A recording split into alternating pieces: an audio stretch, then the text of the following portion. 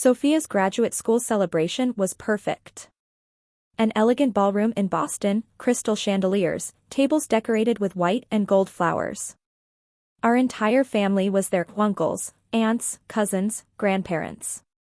Everyone gathered to celebrate the achievement of the golden daughter, the one who had always been brilliant, the one who made our parents proud from the moment she was born. I stood at the back of the room, trying to be invisible the way I'd always been. 23 years living as the shadow of my older sister, always 2 steps behind, always less important, always forgotten.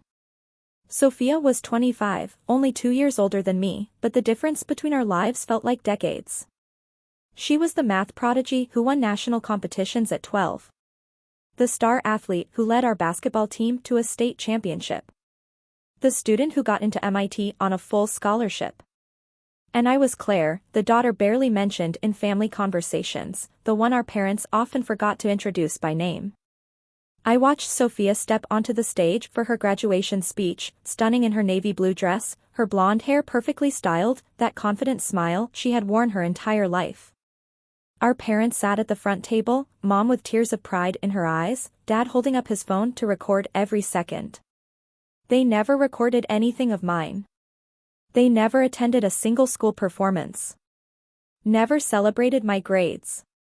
And Sophia, perfect, golden Sophia, had always known that. Despite what everyone thought, despite the cold distance we displayed in public, my sister had been secretly saving me for 16 years. And now, in front of our entire family, she was about to reveal everything. Before I begin, Sophia said into the microphone, her voice echoing through the ballroom, I need to tell a story. A story about 2 sisters, terrible parents, and a secret we've kept for years. I saw Mom and Dad exchange confused looks. I saw Aunt Margaret lean forward with interest. And I knew my life was about to change forever.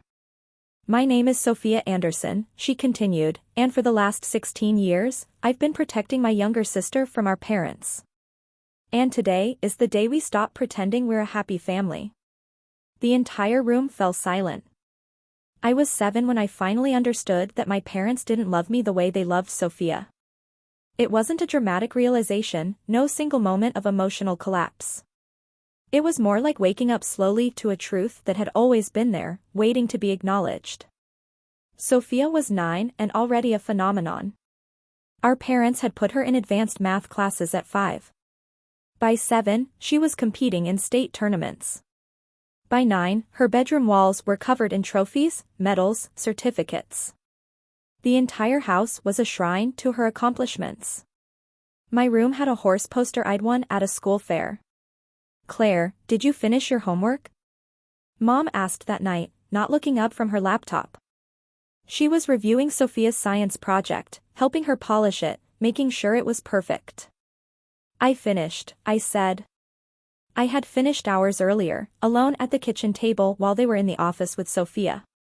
Good. Go brush your teeth and get ready for bed. It was 7:30. Sophia never went to bed before 9. But... Claire, don't argue. Sophia needs a quiet environment to study.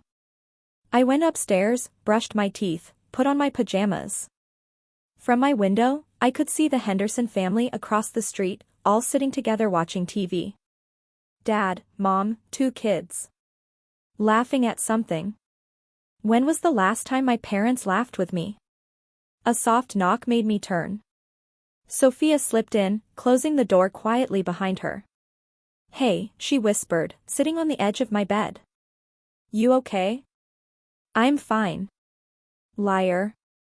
She smiled, but it was sad. I heard Mom sending you to bed. It's not fair. You need to study. I don't. I finished everything an hour ago. They just won't let me stop. She looked down at her hands. Claire, you know I don't like how they treat you, right? It's not your fault. It's still wrong. She took my hand.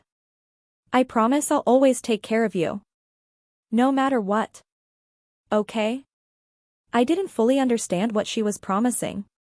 I was only 7. But I squeezed her hand back, feeling for the first time that someone in that house actually saw me. When I was 9, I had a piano recital. I had practiced for months, memorizing every note of a Mozart piece far above my level.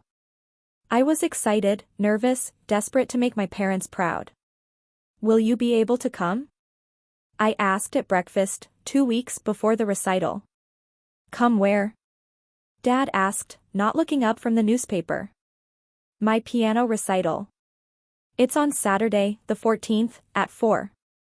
"Oh." Mom exchanged a look with Dad. "Sweetie, the 14th is Sophia's regional math competition. In Hartford. We'll be gone all day." "But I told you months ago." "And Sophia's competition was scheduled 6 months ago," Mom said, her tone making it clear the conversation was over. "Sorry, Claire. Maybe next time." There was never a next time. There was never any time. Sophia was quiet during all this, poking at her scrambled eggs. Later, when our parents left the kitchen, she came closer. "I'll go," she whispered. "You have a competition." "I'll pretend I'm sick. I'll say it's cramps." Dad never questions that. "Sophia, no. You could win. It's important. You're important." She looked me straight in the eyes. "And someone should be there for you." On the day of my recital, Sophia staged an Oscar-worthy stomachache right after arriving in Hartford. She was so convincing that Dad had no choice but to drive her all the way back home, missing the competition entirely. She sat in the front row of my recital, smiling, clapping louder than anyone when I finished. And when we got home and I faced our parents' fury for ruining Sophia's day, she took the blame. "It wasn't Claire's fault," she said firmly. "I was really sick. And honestly, math competitions are boring. I'd rather be at her recital." They punished her, no TV for a week. But her eyes told me it had been worth it. At 11, I started noticing patterns. How Sophia always forgot her lunch on the days I had no money, so we shared hers. How she always needed my help with chores, keeping me from being left alone to do everything. How she suddenly developed headaches or nausea whenever our parents planned a family activity that didn't include me. "You don't have to do this," I told her one night. We were in her room, officially organizing her trophies, but really just talking. "Do what?" "Pretend to be sick. Sabotage your own things. Protect me." She froze, a math trophy in her hand. "Claire, do you think I don't notice? When Mom forgets to pack your lunch but always packs mine. When Dad goes to every one of my games but never your art shows. When they throw me a birthday party but hand you a boxed cake and a single candle?" I didn't answer. Because it was all true. "You're my sister," she said, her voice fierce. "You're smart, talented, kind. And they're too blind or too cruel to see it. So yes, I'll pretend to be sick. I'll sabotage my own stuff. I'll do whatever it takes to make sure you know you matter. But your trophies. They're just trophies. You're my sister." At 13, everything changed. Sophia was 15 and beginning to understand money, resources, the future. She realized it wouldn't be enough to just be there for me. She needed to prepare me for a life without our parents, because we both knew that when college time came, they would pay for her. Not for me. "I need you to listen to me," she said one night, closing my bedroom door carefully. "I have a plan." "What kind of plan?" "The kind that makes sure you can go to college. That you have a future. But we'll have to fake it." "Fake what?" "That we're not close. In front of them, we have to act like sisters who simply tolerate each other. Because if they know how much we care about each other, they'll use it. They'll separate us even more." My stomach twisted. "I don't want to pretend I don't love you. I don't either. But Claire, think. If they realize we're close, they'll find ways to punish me for helping you. They've done it before. Remember when I tried to convince them to go to your talent show? They banned me from talking to you for an entire week." I remembered. It had been torture. But if we pretend to be indifferent, she continued, if we're polite but distant in public, I can work in the background. I can save money. I can help you without them knowing. How? She smiled, the kind of smile that meant she had thought of everything. I'll get a job. I'll save every penny. And when you're ready for college, I'll have enough to help. It won't be much, but it'll be something. Sophia, you can't. I can. And I will. She took my hands. But you have to do your part too, okay? You have to study, get good grades, build your own future. I'm here to help, not to do it all. Understand?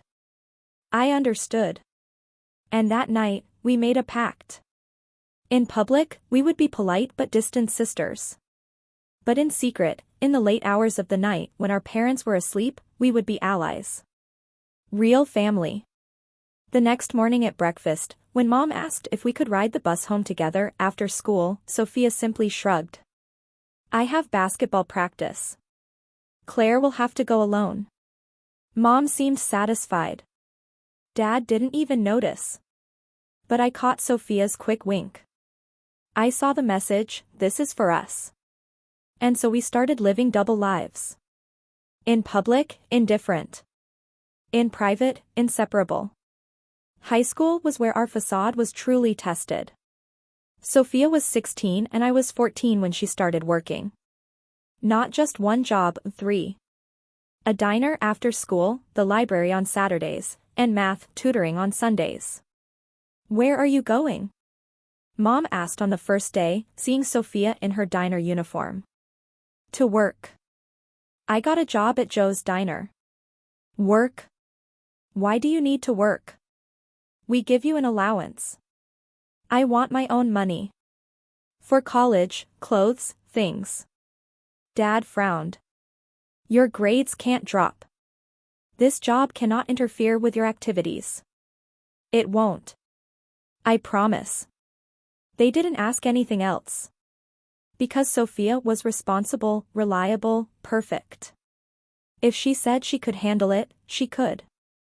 What they didn't know was that every cent she earned went into a secret bank account. An account that had my name on it too. Look, she showed me the bank statement one night, months after she started working. We already have $2,300. I stared at the numbers, barely believing it. Sophia, this is your money. It's our money. For your future. But what about you? Your things? I don't need anything. They pay for everything for me, remember? Her tone was bitter. Sophia gets a new laptop when hers slows down. Sophia gets new clothes every season. Sophia gets everything. She wasn't wrong. Meanwhile, I wore hand-me-downs from cousins, used a 7-year-old laptop that barely turned on, and shoes that pinched because I'd grown but no one noticed. So, Sophia continued, I'm going to use the privileges they give me to help you. It's poetic justice, in a way. At 15, I got my own job at a local coffee shop.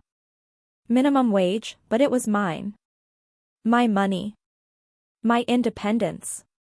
My future. Mom and Dad barely noticed.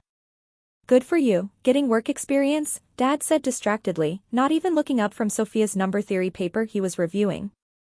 But Sophia noticed. That night, she came into my room with a spreadsheet. Okay, we're budgeting. How much do you make per hour? How many hours per week? Let's calculate how much you can save after basic expenses. We sat together as she taught me about finances, saving, budgeting, planning. Things our parents should have taught us but never did. Save at least 60%, she advised. I know it's hard, but you have to. College is expensive, and even with scholarships. You think I'll get scholarships? You will if you work hard. Your grades are good, Claire. They could be great with the right help. She paused. Which is why I'm going to start tutoring you. For real. You already help me. Not enough. I'm making a schedule. Every night after they go to bed, we study. Math, science, English, everything. I'm teaching you everything I've learned. Sophia, you already work 3 jobs and have your own classes. Then I'll sleep less. It's not negotiable, Claire. You're going to college. A good one. And you're getting scholarships. I'll make sure of it. So we began. Every night at 11, after our parents went to sleep, Sophia slipped into my room, bringing textbooks, notes, practice problems. Teaching me not just content, but how to study, how to think, how to succeed. Math is just patterns, she whispered so she wouldn't wake anyone. See how this problem is the same as the one we did yesterday? Just dressed differently. And slowly, my grades began to rise. B's turned into A's. Teachers started noticing. Claire, your recent tests were exceptional, Mrs. Patterson, my chemistry teacher, told me one afternoon. Have you considered taking AP Sciences next year? I'm not sure I'd be good enough. You would. In fact, I'm recommending you. She smiled. You have real talent. You always have, something just clicked this year. Something clicked. Yes. Someone finally invested in me. But with my grades improving came a new problem, attention. Claire got an A in physics? Mom said at dinner, looking at my report card with genuine surprise, as if the idea of me succeeding academically was shocking. Yes, I replied simply. Well, that's good. Great. She placed the report card aside, immediately turning toward Dad. Sophia, tell your father about Saturday's competition. And just like that, my moment lasted exactly 5 seconds before being eclipsed again. As it always was. But Sophia saw. Across the table, she caught my eye and smiled, small, secret, proud. A smile that said, I see you. You're doing amazing. Keep going. At 16, I had my first real breakdown. College applications were coming up. All my friends were getting help from their parents, campus visits, application advice, financial planning. My parents were too busy planning Sophia's future at MIT to remember I had one too. I broke one night, years of swallowed tears finally spilling out. Sophia found me in the bathroom, trying to silence my sobs. Hey, she whispered, closing the door and pulling me into a hug. What happened? I can't do this. I don't know how to apply. I don't know where to apply. I don't know how to pay for anything. It's too much and I... Breathe. Just breathe. She held me until my breathing evened out. Okay, listen. I know exactly how to do applications. I researched everything when I applied. And I'm going to help you with every step. But applications take so much time. Then we'll make the time. Claire, I've told you. Nothing is more important to me than making sure you have a future. Nothing. That night, she opened her laptop and we started. We researched colleges with strong programs for my interests. Looked for scholarships, grants, financial aid. Built a timeline for essays, recommendation letters, tests. You're applying to at least 10 schools, Sophia declared. A mix of safeties, realistic targets, and reaches. And for each one, we're perfecting your application. But the application fees. I already saved for that. Don't argue. When Sophia started receiving her acceptance letters, it was a circus. MIT, Stanford, Harvard, Caltech. Every top school wanted her, most offering full rides.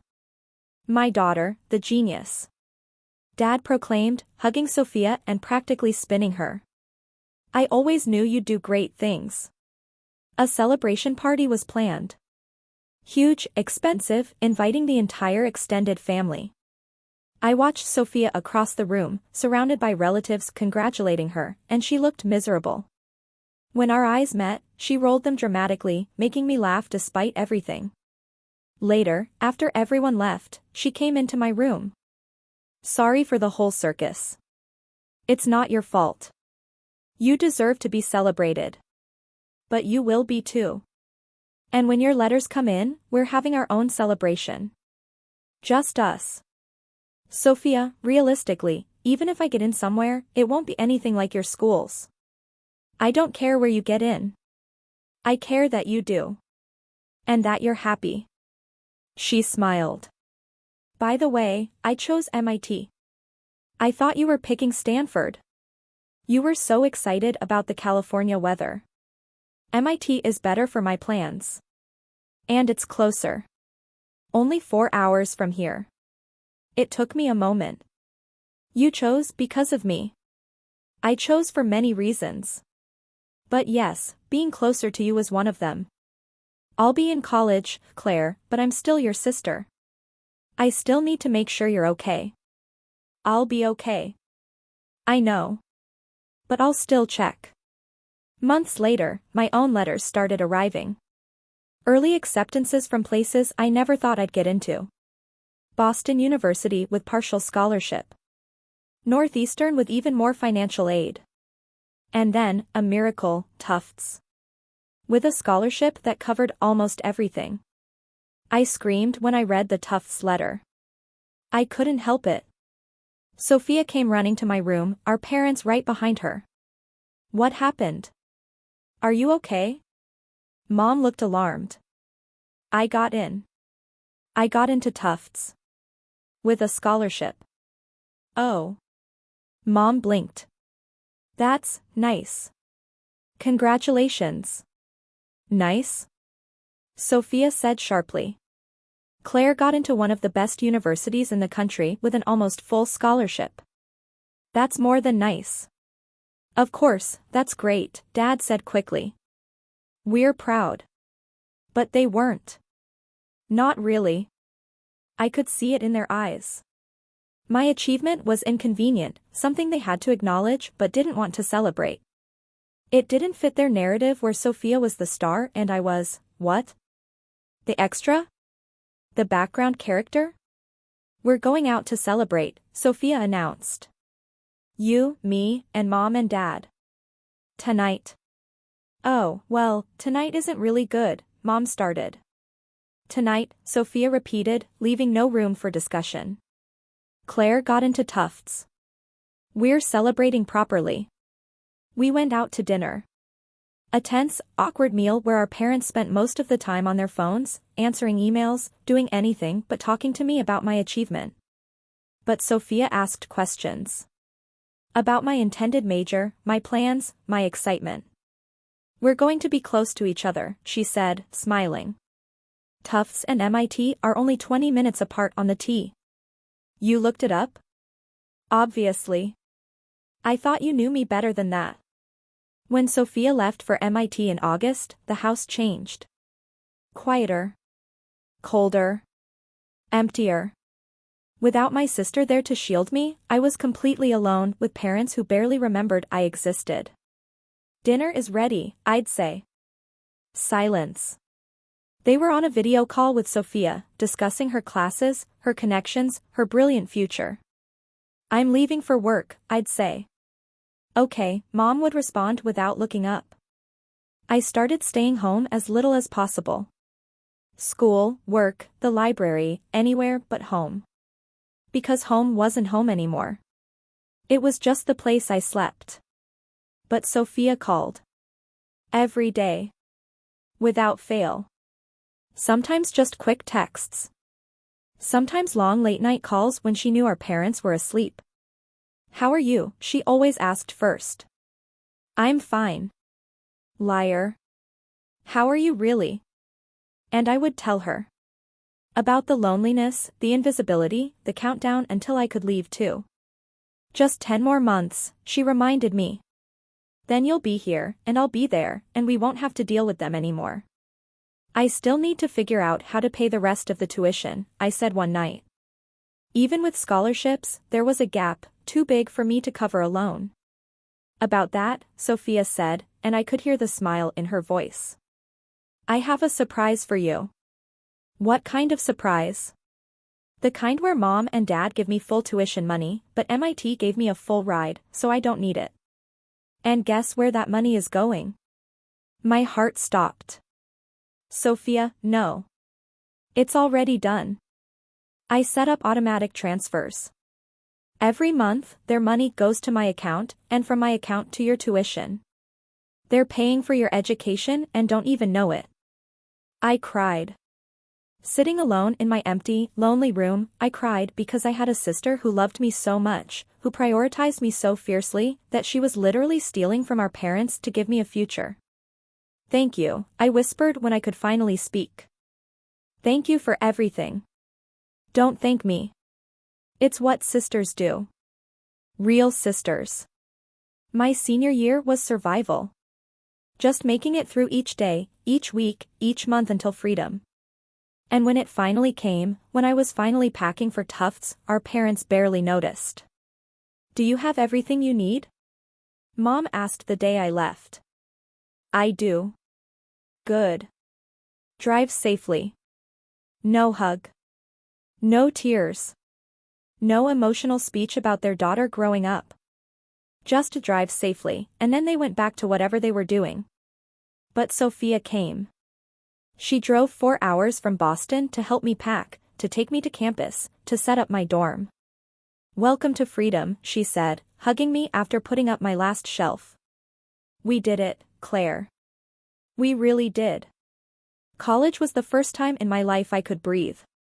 For the first time, I woke up without the weight of my parents' disappointment. For the first time, my achievements were my own, not shadows of Sophia's. For the first time, I was simply Claire, not the other Anderson daughter. Sophia and I met weekly. Sunday lunches became a sacred tradition. A small cafe between Tufts and MIT where no one knew us, where we could just be sisters without pretending indifference. How were your classes? She asked during our first lunch, chewing her sandwich while flipping through my chemistry notes. Intense. But good. Professor Davis is amazing. Your notes look great. Remember when you thought you wouldn't be able to keep up with college-level classes? She smiled. Look at you now. I'm only here because of you. No, her voice turned serious. You're here because of you. I worked hard, sure. But Claire, you studied, you earned those grades, you wrote those essays. I just helped you see what was already there. Still. Noah, still. You earned this. Own it. Don't let anyone, not even me, take that from you. It was strange, being seen as capable. As intelligent.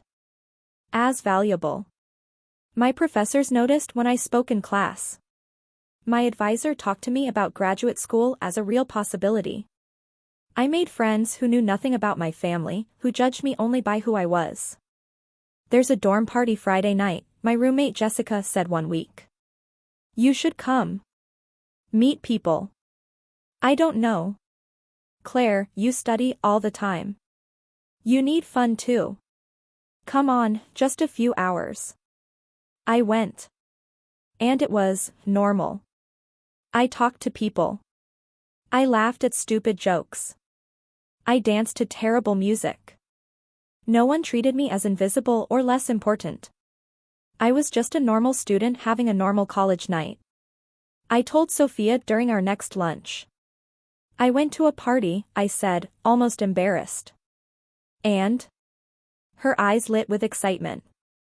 And it was fun. Really fun. Good. Claire, you deserve a social life. You deserve friends and fun and normalcy. Don't spend 4 years just studying. How are you doing? With classes and everything? MIT is brutal, she admitted. But it's the good kind of brutal. The kind that pushes you to be better. And I'm making friends too. I met this girl, Maya, in my topology class.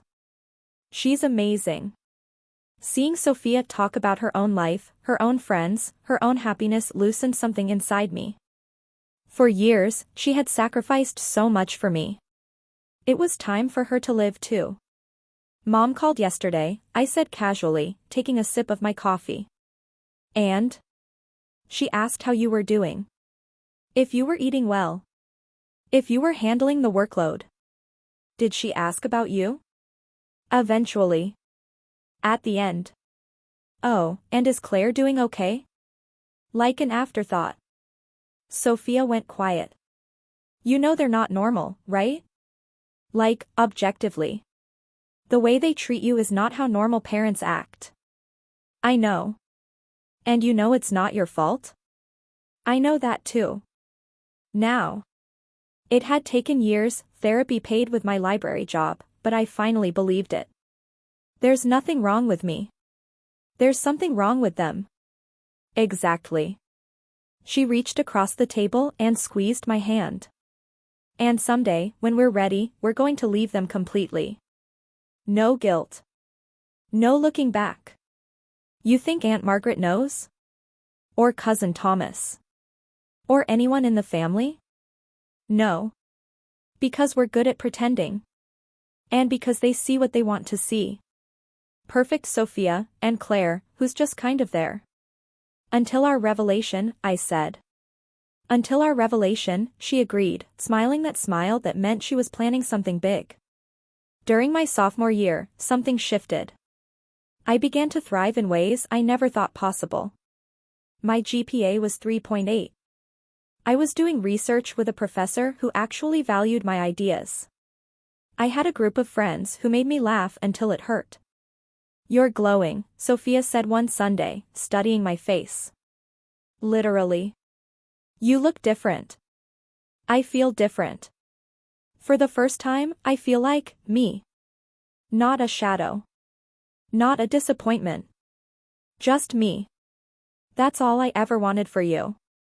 But not everything was perfect. Holidays were torture. We went home because it was expected, and immediately fell back into old roles. Sophia celebrated, I faded into the background. Thanksgiving sophomore year was especially bad. Aunt Margaret and her family came, along with our paternal grandparents. Dinner was entirely about Sophia, her achievements at MIT, her prestigious summer internship. And Claire, Aunt Margaret eventually said, clearly just to be polite, how is Tufts? It's great. I'm doing research in biochemistry with. That's nice, Mom cut in.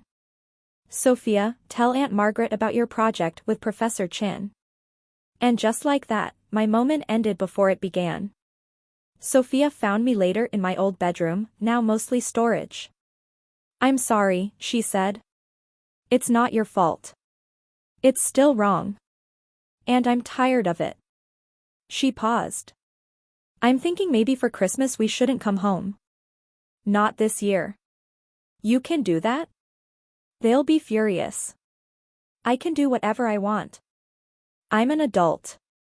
And they can't be furious with me without admitting they care about me more than you, which they won't want to admit. So for Christmas, we didn't go home. For the first time in our lives. Sophia and I rented a tiny Airbnb in Vermont for 3 days.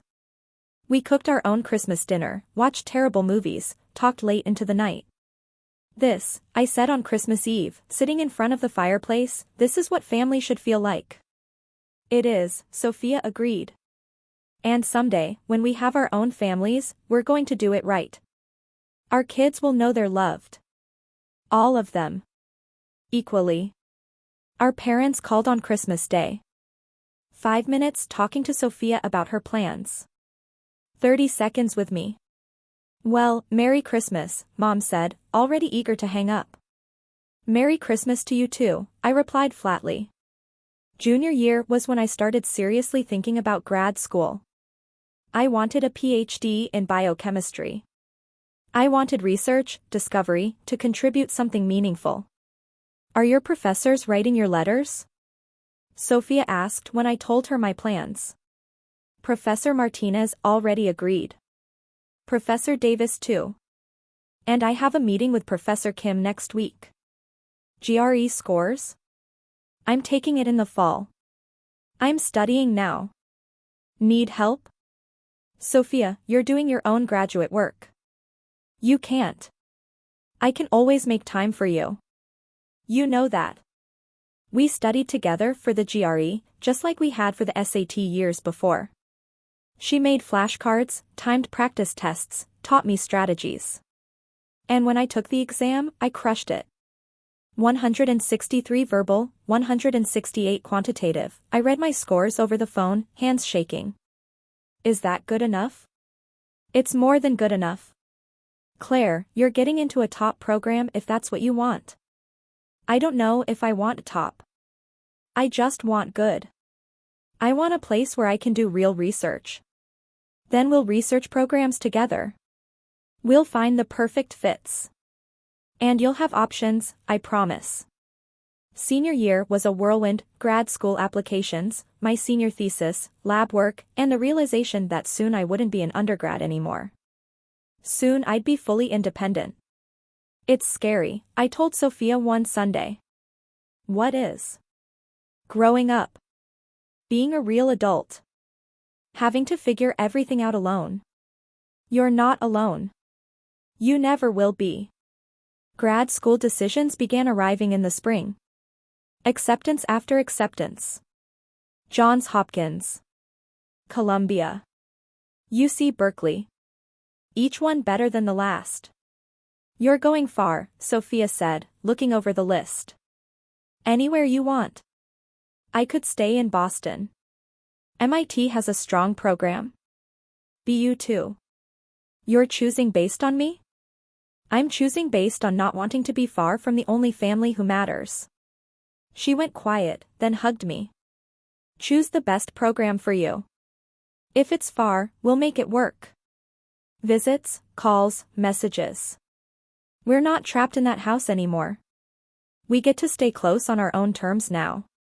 In the end, I chose Johns Hopkins. Best for my research. Best for my career. And even though it meant being farther from Sophia, she was right, we weren't trapped anymore.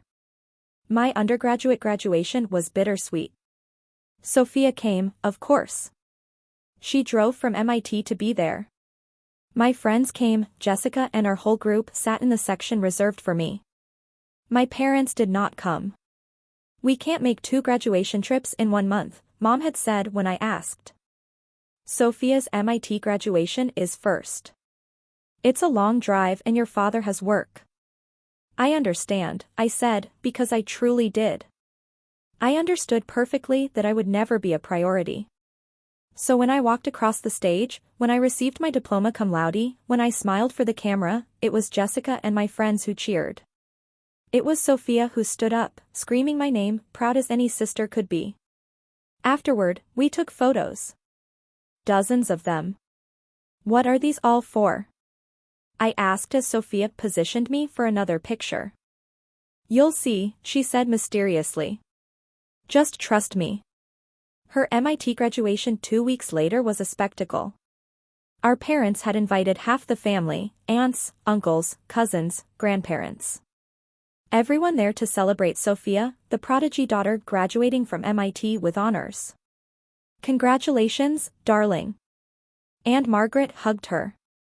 We always knew you'd do amazing things. Thank you, Sophia said gracefully. But I saw the tension in her eyes, the way she kept looking at me across the sea of relatives.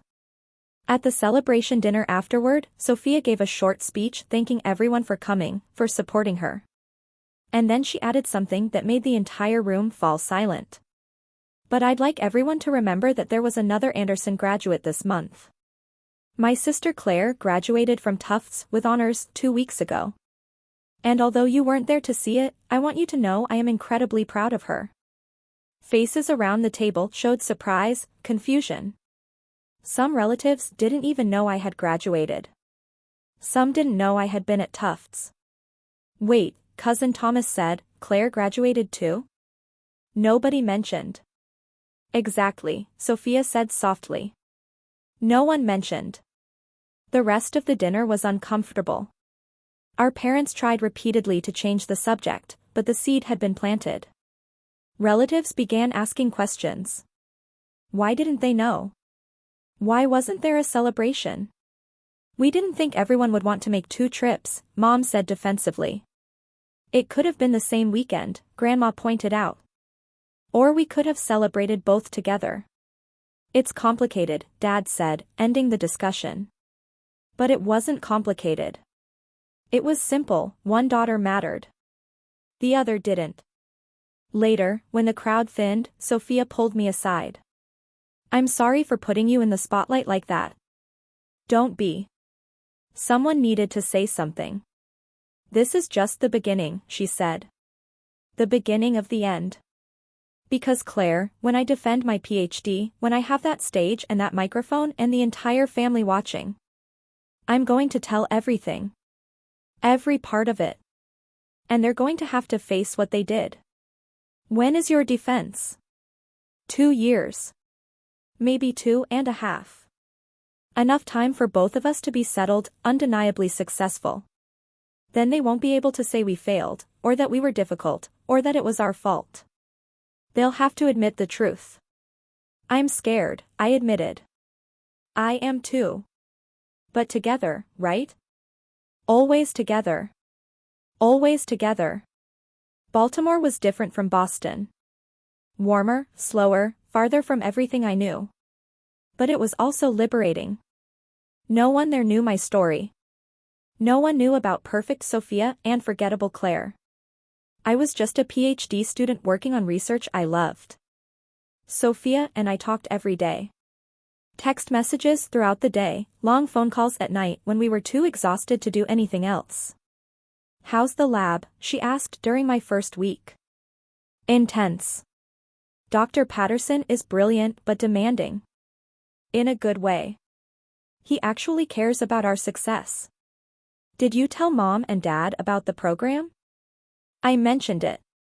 Mom said that's nice and then asked about your work at MIT. About the project you're leading. Sophia sighed. Of course she did. It doesn't matter. It really doesn't. The less I'm connected to them, the happier I am. Agreed. By the way, I'm not going home for Thanksgiving this year. You're not? No. Maya invited me to spend it with her family. And I thought, why not? Why spend the holiday being the family genius when I can be somewhere I'm actually welcomed for who I am? Mom's going to be upset. Let her be. Claire, we're adults now. With our own lives. We owe them nothing. She was right. So that Thanksgiving, I spent the holiday with a lab mate and her family in Virginia. Sophia spent hers with Maya's family in Connecticut. And our parents spent it alone, presumably, for the first time realizing their daughters preferred to be anywhere but with them. Mom called the next day. I don't understand why you two couldn't come home. I had commitments, I said simply. Commitments more important than family?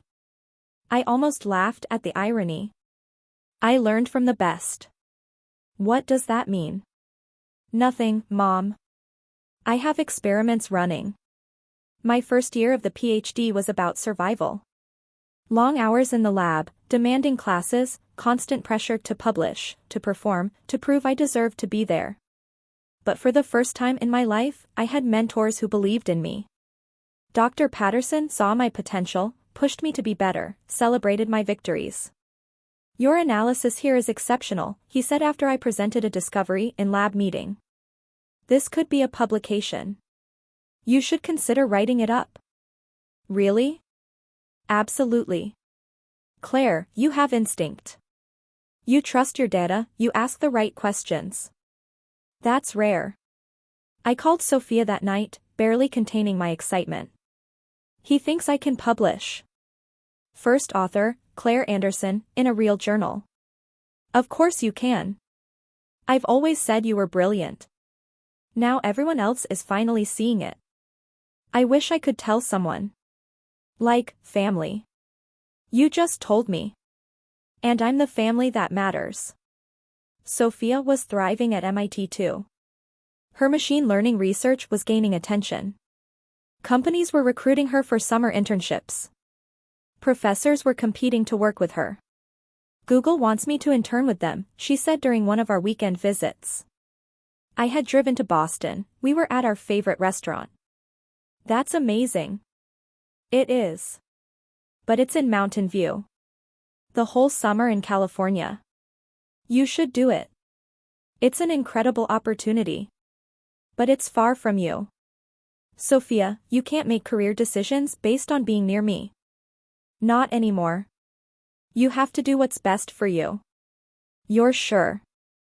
Positive. Besides, it's just summer. And think about the stories you'll have to tell. She took the internship. And while she was gone, I found myself navigating challenges alone for the first time, failed experiments, reviewers rejecting my manuscript, days I questioned if I was good enough. But I worked through it. Because Sophia had taught me something more important than academics, she taught me resilience. When she returned in the fall, I had redesigned my experiment, resubmitted my paper, and gotten accepted. My first publication as first author. You did that on your own, she said, hugging me tight. Without me there to help at every step. You're ready, Claire. Truly ready to be on your own. I don't want to be on my own.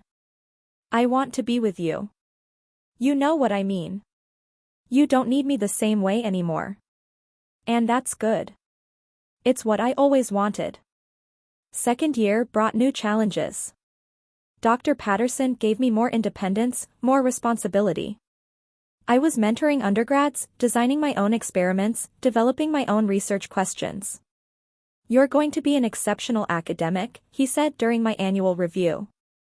You have the mind, the work ethic, and the rare gift of explaining complex ideas clearly. Thank you. That means a lot. I'm also nominating you for the departmental award.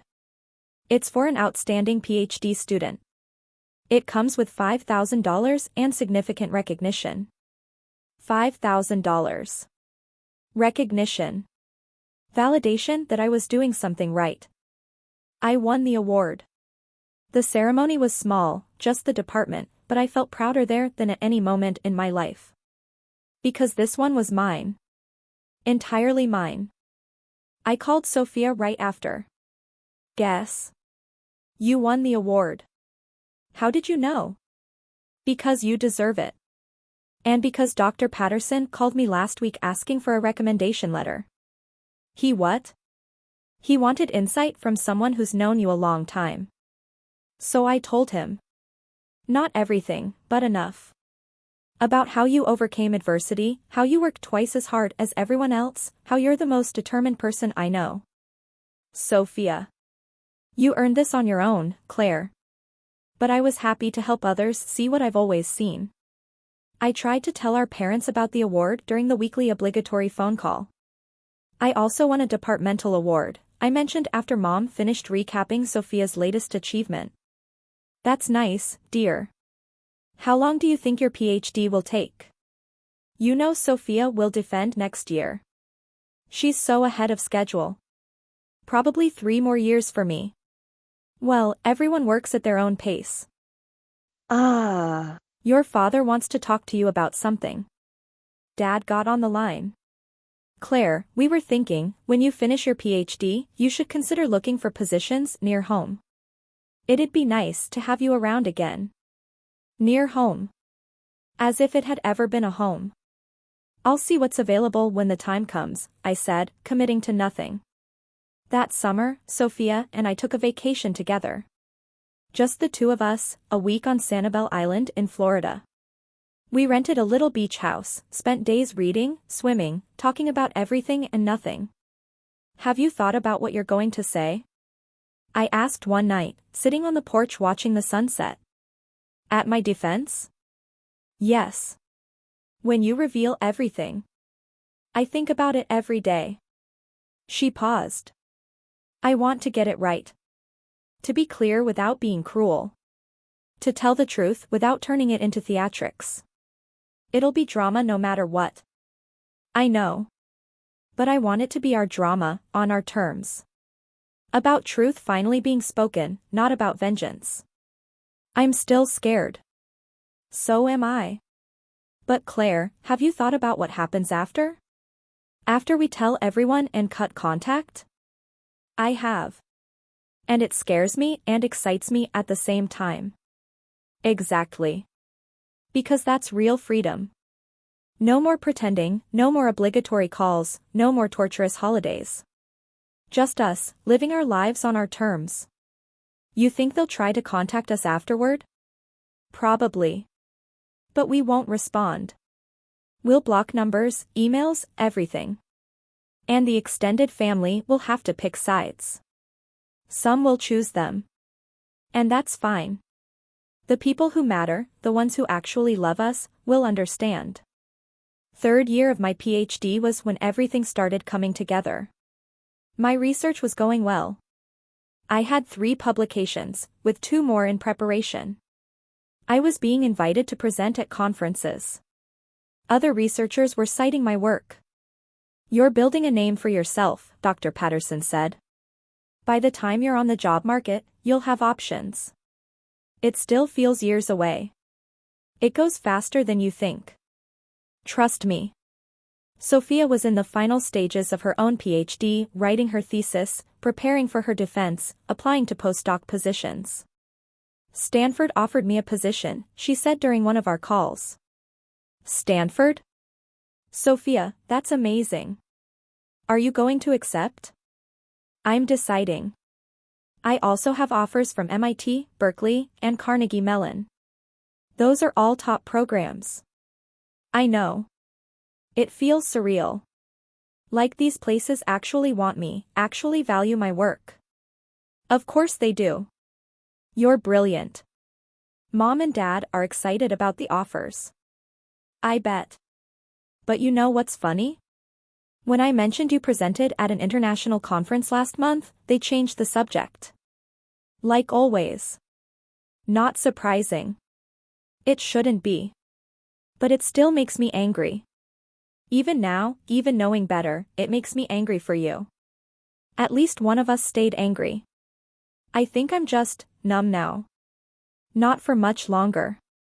Because Claire, I defend in 7 months. 7 months until we say everything. 7 months. The countdown had begun. Sophia scheduled her defense for June. The entire family was invited, aunts, uncles, cousins, grandparents. All coming to Boston to watch Sophia Anderson defend her MIT PhD, the crown jewel of her already stellar academic career. You'll be there, right? She asked, though we both knew the answer. I wouldn't miss it. I'll take time off from the lab, drive up on Thursday, stay the whole weekend. We'll need rehearsal time. To make sure I'm saying everything right. We'll meet the night before. Go over it all. And Claire?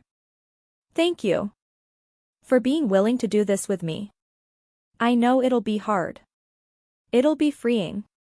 In the months leading up to the defense, Sophia finalized every detail. She wrote her speech, revised it, rewrote it. Collected photos, evidence, documentation of years of neglect. Prepared it like a court case, because in a way, it was. Want to hear the newest version? She asked during an April visit. Of course. She read it to me. Every word, every example, every truth carefully crafted. When she finished, we were both in tears. It's perfect, I said. Honest and clear and impossible to misinterpret. You think they'll still deny it? I know they will. But it won't matter. Because truth is truth, and the whole family will hear it. And after that? After that, we're free. The night before the defense, we met at a small restaurant near MIT. We went over the plan one last time. Are you sure you want to do this? I asked. I've never been more sure of anything. And you? I'm ready. Finally, truly ready to stop pretending. We toasted our wine glasses, sealing the pact we had made years ago. Tomorrow, everything would change. Tomorrow, we would finally speak our truth. No matter what happens, Sophia said, holding my hand across the table, we'll always have each other. Always, I agreed. That's all we need. The defense room was packed. Not just with academics and Sophia's colleagues, but with our entire family. Mom and Dad in the front row, of course. Aunt Margaret and Uncle Robert behind them with Cousin Thomas and his wife. Our paternal grandparents on the left. Aunt Karen with her kids. Even distant relatives we hadn't seen in years. All there to witness Sophia's triumph. None of them expecting what was about to happen. I was at the back of the room, strategically near the exit. Not because I planned to run, but because Sophia and I agreed that after the reveal, I should be able to leave quickly if needed. She would face the initial storm alone. Claire. Aunt Margaret waved when she saw me. Come sit with the family. I'm good here, I said politely. Best view of the presentation. Mom looked back, saw me, and gave a vague wave before turning to speak to Grandma. She didn't stand to greet me. Didn't ask about my drive from Baltimore. Just the wave, like I was a distant acquaintance who happened to show up. The defense itself was brilliant. Sophia presented her research with clarity and passion, answered hard questions with confidence, defended her conclusions with solid evidence. Even for me, who had heard about this work for years, it was stunning to see it all together. When the committee stepped out to deliberate, the room erupted in chatter. Everyone congratulating Sophia in advance, because it was obvious she had passed. We always knew she'd be a doctor, Dad said loudly for the whole room to hear. Ever since she was a child, it was clear she had something special. So proud of her, Mom added, eyes shimmering with tears. 15 minutes later, the committee returned. Congratulations, Dr. Anderson. You passed with distinction. The room exploded in applause. Sophia hugged her mentors, her colleagues, then walked to our parents, who wrapped her in an emotional embrace. A picture-perfect moment of a loving family celebrating their brilliant daughter. If only they knew. Before we head to the reception, Sophia said, her voice cutting through the noise, I'd like to say a few words. It won't take long. Of course, dear, Mom said. We want to hear your thank you speech. Sophia walked back to the front. She took the microphone from the Q&A table. Took a deep breath. Found my eyes across the room and I nodded. She was doing it. Really doing it. Thank you all for coming today, she began. It means a lot to have so many people here supporting me. But before we talk about my research or my next steps, I need to talk about something more important. Something I've kept quiet for a very, very long time. Mom's smile faltered. Dad leaned forward, confused. Today isn't just about my PhD, Sophia continued. It's about the truth. And the truth is that I've spent the last 18 years of my life protecting my younger sister, Claire, from our parents. You could hear a pin drop. Every eye in the room snapped between Sophia and our parents. When we were children, Sophia said steadily, it became clear our parents had a favorite. I was the math prodigy, the star athlete, the perfect child they always dreamed of. Claire was forgotten. Neglected. Treated like an afterthought in her own family. Sophia, this isn't appropriate. Mom began to rise. Sit down, Mom. I'm not finished. Sophia's voice was steel. You'll have a chance to speak later. Right now, it's my turn. Mom sat, her face pale. When I was 9, Sophia continued, I saw the pattern. I got elaborate birthday parties. Claire got boxed cake. I got a room full of trophies. Claire got a cheap school fair poster. Our parents went to all my events, but missed all of hers. And when I tried to talk to them about it, when I tried to make them see how much they were hurting her, Claire got punished. Aunt Margaret looked horrified. Grandma was shaking her head slowly. Cousin Thomas stared at our parents with growing disgust. So when I was 15, Sophia said, I started working. 3 jobs during high school. Everyone thought it was for independence or spending money. But I was saving for Claire. Because even at 15, I knew when it came time for college, our parents would pay for me, not her. That's not true. Dad burst out. We would have paid for Claire's college. Would you? Sophia looked directly at him. Then why didn't you ever offer? Why didn't you ask about her applications, her choices, how she'd afford it? Oh, wait, I know why. Because you barely remembered she was applying. She pulled out a laptop, connected it to the projector she'd used for her defense. Photos appeared on the screen. This, she said, pointing to a photo of us at ages 12 and 10. Is the last picture Claire appears in on the family albums. After that, every photo is just Mom, Dad, and me. As if Claire didn't exist. Click. Another image, us at my piano recital at 9. We only went because I pretended to be sick so we'd leave that stupid math competition early. When we got home, you yelled at Claire for ruining my event. You didn't even ask what piece she played. Click. Claire's high school graduation photo. See who's hugging her. Not our parents. They went to the neighbor's son's baseball induction instead. They missed their own daughter graduating with honors. Silence. Absolute, suffocating silence. Grandma cried openly.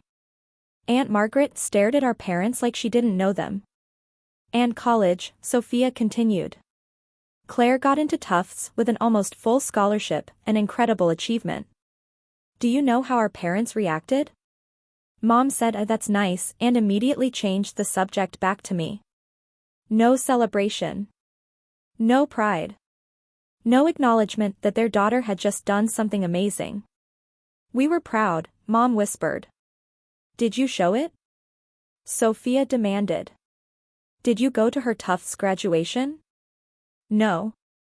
Because it was 2 trips in 1 month, and you couldn't be bothered. Click. New photo, bank statements showing transfers. This is every cent you sent me for MIT tuition. Except I had a full scholarship. So every dollar you sent me, I quietly transferred to Claire. You paid for her education without even knowing, because you thought you were investing in me, your golden child, while she was the one who actually needed help. Dad turned white. Mom cried, angry, humiliated tears. And here's what I realized over the years, Sophia said softly. You didn't love me either. You loved the idea of me, the perfect daughter you could brag about. But I'm not perfect. I never was. So you see, she concluded. Today isn't just about my PhD. It's about 2 sisters who survived terrible parents. It's about the love we didn't get from you, but found in each other. And it's about saying, goodbye, goodbye, Mom whispered. Yes. Goodbye, because Claire and I are done. Done pretending to be a happy family. Done tolerating neglect and favoritism. Done giving chances. After today, you will have no contact with either of us. You can't just, Dad began. I can, Sophia said. And I am. She looked at me. Claire, do you want to add anything? It was time. I walked to the front, feeling every eye on me. Some people looked sympathetic. Others shocked. Our parents looked betrayed, as if we had wronged them. I'm 23 years old, I began, my voice steadier than I expected. And I can count on one hand the number of times my parents told me they were proud of me. One hand the number of times they remembered my birthday without being reminded. I don't know if you didn't want me, or just loved me less, or if Sophia shined so bright I faded in comparison. But I do know that growing up in your house taught me I was invisible. Forgettable. Unimportant. Claire, sweetheart, this isn't if Mom tried. Let me finish. I looked straight at her. You lost everything. Every recital, every game, every award, every milestone. You missed watching me grow, become a person, achieve things you would have been proud of if you had cared enough to notice. And now you will miss the rest. There won't be a wedding where you walk me down the aisle. There won't be grandchildren you meet. There won't be holidays or calls or second chances. You're being dramatic, Dad said. I'm not. For the first time in my life, I'm being honest. And honesty is, you failed me. Spectacularly, consistently, cruelly failed me. And now you have to live with that. I turned to the room. To everyone else, I'm sorry. I know you came for a celebration, not a family reckoning. But this needed to be said. Publicly. Because for years, all of you saw what was happening and didn't speak up. Some of you asked, "Where's Claire?" sometimes, or "Why isn't Claire here?" But no one pushed. No one challenged my parents. So you share some responsibility too. Aunt Margaret stood. Claire, I didn't know it was that bad. You knew something was wrong. You chose not to see how wrong. She's right, Grandma said through tears. I saw. I did. And I didn't do enough. I'm sorry, Claire. Truly sorry. Apologies don't change the past. But I appreciate it. I looked at Sophia. Are we done? Done, she said. We walked out together. Our parents sat frozen. The rest of the room silent and stunned. At the door, Sophia turned back one last time. Oh, I accepted the Stanford position. I'm moving to California in 2 months. And Claire will defend her own PhD in 2 years. I'm sure you won't be there, just like you weren't there for anything else. But for the record, we'll be fine. Better than fine. Because we have each other, which is more than you ever gave us. We left. The door closing behind us with a finality that felt seismic. In the hallway, Sophia hugged me tight. We were both trembling, crying, but laughing too. Laughing with pure relief. We did it, she whispered. We actually did it. It was perfect. You were perfect. We were perfect. My phone started buzzing, our parents calling, texting. I turned it off without looking. I'm blocking them all tonight, I said. Me too. But first, let's celebrate. Just us. We went to a little restaurant Sophia loved. Ordered expensive champagne. Toasted to her newly earned PhD, to my own academic journey, and most importantly, to our freedom. What do you think they'll do? I asked. Try to reach us. Make excuses. Maybe even convince themselves it wasn't that bad. But it doesn't matter. We're not listening. You think the family will cut us off? Some will. Others will understand. And honestly, Claire, anyone who chooses them after hearing all that isn't worth our time anyway. She was right. As she always was. That night in the hotel, I blocked Mom and Dad's numbers. Their emails. Their social media. Every channel of communication shut off. Sophia did the same. And for the first time in our lives, we were truly free. The first days after the revelation were a whirlwind.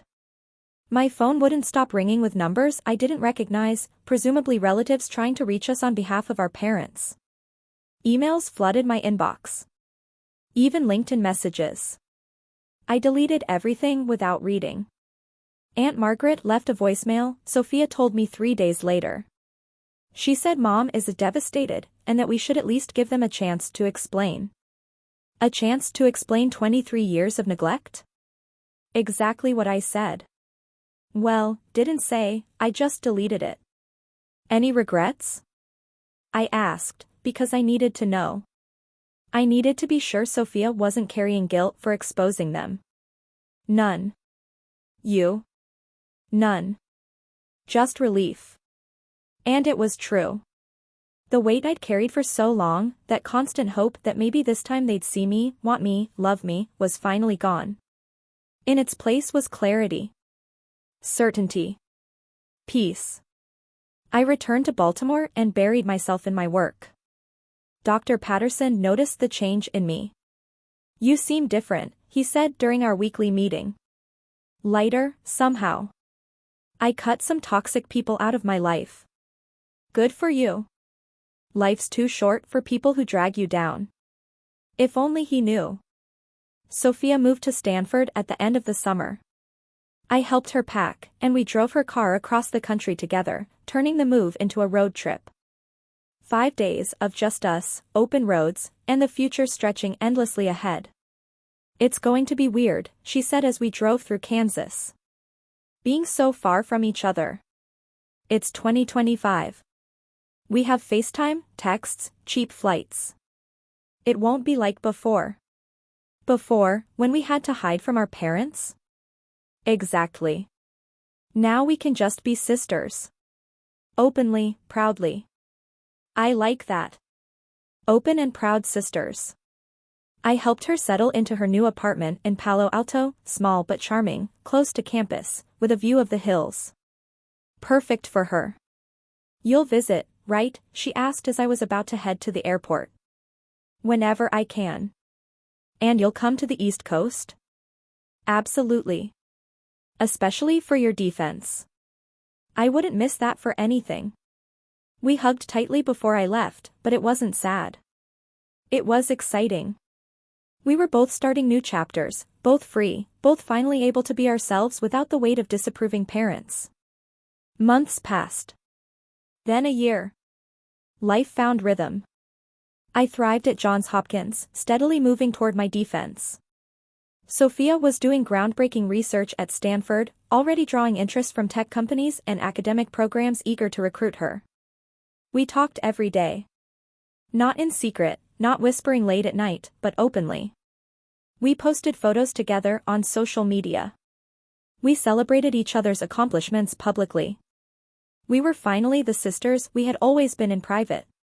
Grandma called me, Sophia mentioned one day, about 6 months after the revelation.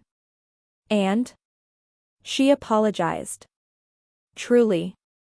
She said she should have done more, should have defended you, should have forced Mom and Dad to see what they were doing. What did you say?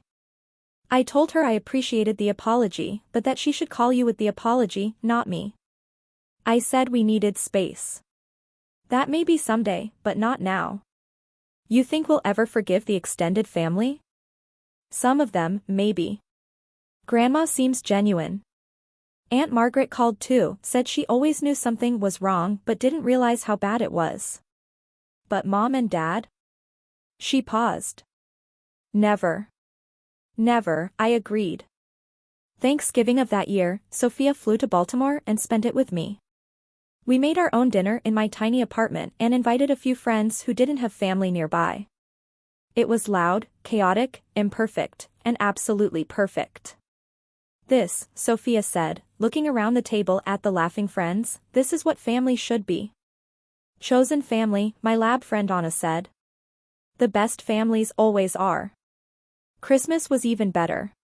We rented a cabin in the Colorado mountains. We skied, drank hot chocolate, watched classic holiday movies. And on Christmas Day, we video called Grandma, Aunt Margaret, and a few other relatives who had reached out respectfully. How are Mom and Dad? Sophia eventually asked, because we had to know. Struggling, Grandma admitted. Your father especially. I think he's finally realizing what he's lost. But your mother, she paused. She's still in denial. She still says you're exaggerating, that you were too sensitive. Of course she does, I murmured. They keep asking to pass messages. Asking you to call, to talk, to work this out as a family. There's nothing to work out, Sophia said firmly. We're not angry. We're not seeking revenge. We're simply done. And that decision is final. I understand, Grandma said softly. And for the record, I support you both. You are incredible women, and if your parents were too blind to see that, it's their loss. After the call, Sophia and I sat silently for a moment. Do you think Dad really understands now? I asked. Maybe. But understanding doesn't erase 23 years. Doesn't undo the damage. No. And even if he apologized perfectly, even if they admitted everything and begged for forgiveness, it still wouldn't change anything, I finished. Because some bridges, once burned, can't be rebuilt. Exactly. My final year of the PhD was a whirlwind, writing my thesis, publishing results, searching for postdoc positions. I barely had time to breathe. But Sophia was there every step, despite the miles and time zones. How's chapter 3? She'd ask during our daily calls. Agonizing. Dr. Patterson wants me to rewrite the whole section. You'll nail it. Remember when you thought you'd never pass Argo sophomore year? And you made me do 1,000 practice problems until I did. And you got an A because you're brilliant and stubborn and you don't give up. Postdoc offers came from everywhere, Scripps, UCSF, NIH, even Stanford. Don't pick Stanford because of me, Sophia said when I told her. I'm not. I'm choosing it because it's best for my research. The fact that you're there is a bonus. A big bonus. A huge bonus. I accepted Stanford's offer, starting 3 months after my defense. Enough time to move, settle, and start a new chapter literally next door to my sister. We're going to be neighbors, Sophia said, giddy. Sunday dinners again. Happy hours. Actually being in each other's lives every day. Like it always should have been. I scheduled my defense for May, 2 years after Sophia's revelation, nearly to the day. The symmetry felt right. I sent formal invitations to the relatives who had reached out respectfully, Grandma, Aunt Margaret, a few cousins. I did not send one to my parents. Nor to Sophia, because obviously she'd be there. 3 days before my defense, I received an email from Mom, her first contact in 2 years. My finger hovered over delete, but something made me open it. Claire, I know you don't want to hear from me. But please let me attend your defense. Let me be there for this important moment. I know I have failed you in many ways, but I want to try to do better. Please. Mom. I showed Sophia on our call. What do you want to do? She asked. I don't know. Part of me wants to say yes, give her a chance. But another part remembers every time she didn't show up. Every broken promise. Every disappointment. You owe her nothing, Claire. If you say no, that's your right. If you say yes, that's also your right. I thought about it for a full day. Then replied, you may come. But only as an observer. Not as my mother. Not as part of my life. Just someone witnessing a moment you did not help create. And afterward, you leave. No celebration lunch. No hugs. No reconciliation. Understood? Her response came within hours. Understood. Thank you for letting me be there. The morning of my defense was clear and bright.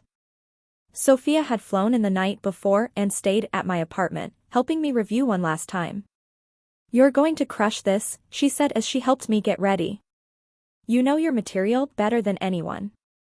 Just breathe and trust yourself. The room was full when I arrived.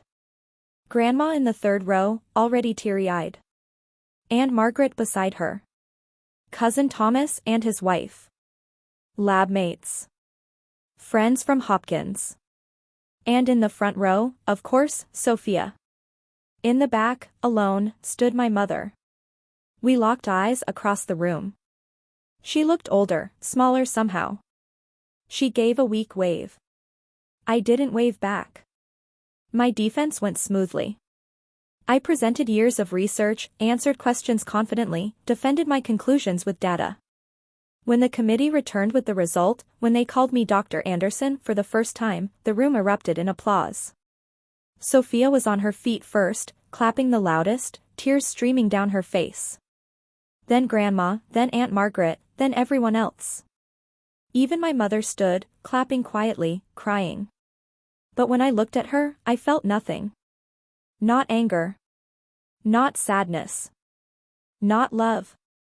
Just emptiness where all that pain used to live.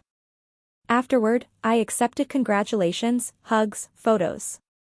Sophia hugged me so tight I could barely breathe. Dr. Anderson, she whispered. I am so proud of you. So incredibly proud. I wouldn't have made it here without you. You would have. Maybe it would have taken longer, maybe been harder, but you would have. Because you're a fighter, Claire. You always were. Then my mother approached, hesitant. Claire? Can I talk to you for a moment? I looked at Sophia. She shrugged, your choice. Say it here, I said. There's nothing you need to say privately. I want to say congratulations. You did something incredible today. Thank you. And I want to apologize. For everything. For not being there when you needed me. For not seeing what was right in front of me. For failing you in so many ways. Okay. Just, okay? There's no forgiveness? No. Forgiveness is earned, I said. Over time. Through consistent actions. Through real change. One apology after 23 years doesn't earn forgiveness. What can I do? Tell me what I need to do to fix this. Nothing. There's nothing you can do. Because the Claire who needed you, who begged silently for your love, that girl doesn't exist anymore. I grew up. I became someone without you. And that woman doesn't need you in her life. Mom was crying now. You're my daughter. Biologically, yes. But in every way that matters? No. Sophia is my family. Grandma, Aunt Margaret, people who showed up when they didn't have to beg, that's my family. You're just the woman who gave birth to me and then spent 23 years wishing you hadn't. I never wished that. Your actions said otherwise. I looked at her, really looked, and saw a woman broken too late. You can have your regrets. You can finally realize what you lost. But that doesn't give me back the childhood I should have had. It doesn't give me a mother when I needed one. Sophia touched my arm gently. I turned back to my mother. Go home. Thank you for coming. But now please leave. And don't contact me again. Please don't do this. Don't cut me out completely. I can try. I can do better. 2 years too late. 25 years too late. I walked away, Sophia beside me. I didn't look back. You okay? She asked once we were outside. I am. Really? I felt nothing. Not anger. Not pain. Just empty. Sometimes emptiness is progress. It means you processed it. Moved on. She's just someone who used to hurt me, but can't anymore. Because I don't give her power. Exactly. That night, I had a celebration dinner, small, intimate, only people who truly mattered. Sophia gave a toast. To Claire, Dr.Anderson, who survived more than anyone should have to survive, and still became an extraordinary woman. You are stronger than you know, brighter than you believe, and more loved than you can imagine. To Claire, everyone echoed. I raised my own glass. And to Sophia. Who saved me in 1,000 ways. Who taught me what real sisterhood, real family, real love looks like. You gave me a future when I wasn't meant to have one. To Sophia.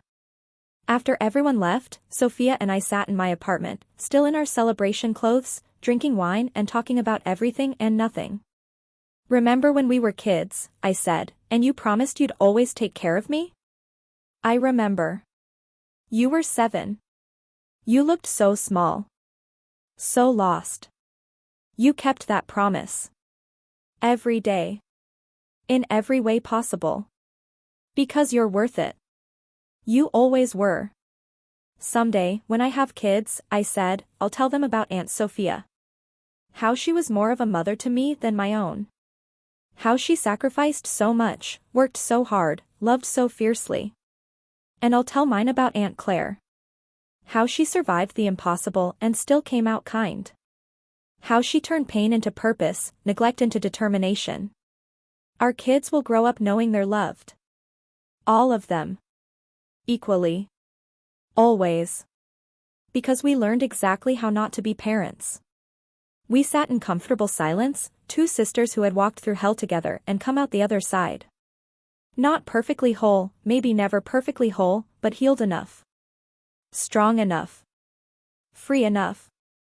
You know, Sophia eventually said, I used to have nightmares about what would happen if our parents found out our plan. The money, the study nights, everything. I used to be terrified they'd try to separate us. They might have tried. But they never would have succeeded. Because you and we were made of something stronger than their rules or neglect. We were made of real love. Real love, she echoed. I like that. My phone buzzed, Grandma. So proud of you, dear. Your mother tried to talk to you after you left. You know she really regrets it, right? I know it doesn't change anything, but she truly regrets it. I showed Sophia. What will you reply? Nothing, I think. Her regret isn't my responsibility to carry anymore. Good.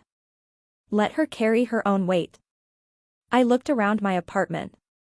Next month, I'd pack everything, drive to California, and start my new job at Stanford. I'd be near Sophia again. We'd build new lives, new memories, a new future. And our parents? They'd have their own lives too. Their empty lives, with one daughter who vanished and another they neglected until she had nothing left to give. They'd have pictures of Sophia on their walls, memories of the daughter who left. But they wouldn't have us. Not our love. Not our time. Not our forgiveness. Because some bridges, once burned, stay burned. And that was okay. Ready for the next adventure? Sophia asked, as if reading my mind. As long as you're there, I'm ready for anything. Always, she promised. And I believed her. Because unlike our parents, when Sophia made a promise, she kept it. When she said she loved me, she showed it. When she said she'd be there, she came. That was the difference between real love and obligation. Between chosen family and biological family. Between sisters who truly cared and parents who only pretended. And in the end, real love always wins. And if you enjoyed this story and want to see more narratives like this, don't forget to subscribe to the channel and hit the notification bell so you never miss a new video. Leave a like if the story kept you hooked until the end, and share it with someone who also loves stories about family, relationships, revenge, business, and resilience. I'll see you in the next video with another incredible story. See you then.